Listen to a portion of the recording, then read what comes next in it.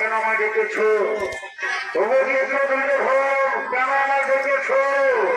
মিত্র কর্ম তুমি জানো এই সভায় আমি ঘোষণা করেছি আগামীকাল কুরুক্ষেত্র যুদ্ধে আমাদের সেনাপতি হবে আমার প্রিয় মিত্র প্রিয় বন্ধু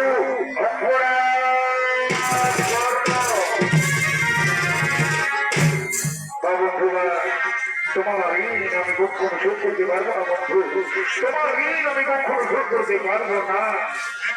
মনে করে আমার সেই দিনের ঘটনা, একদিন হস্তিনাপুরে চলছিল অস্ত্র পরীক্ষা।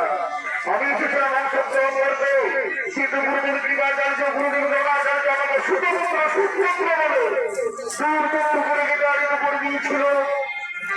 যখন তুমি আমাকে গঙ্গরাজ্য নাম করে তুমি আমাকে রাজা বানিয়েছো বন্ধু, তোমার ঋণ আমি কখনো শোধ করতে পারবো না। তোমার জন্য আমি তো করতেও পারি বন্ধু। আগামীকাল কুরুক্ষেত্রে আমার কঠোর